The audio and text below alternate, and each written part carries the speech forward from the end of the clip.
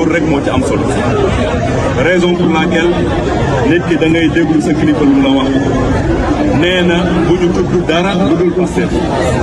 donc nañu conscience ci Pastef man personnellement de ça ne m'a pas du tout perturbé rien du tout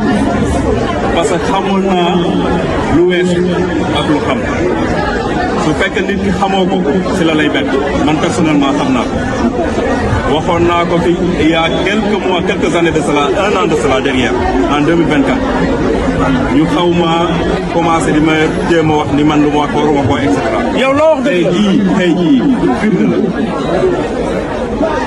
donc ñun dara tiituñu bu ëpp xaalis ku fi nekk moom lañ jànkonteel yàlla jox ñu ndam xaalis la am te am na parti tamit donc ñun jànkonteew ñu ak koo xam ne dafa am parti ñoom nee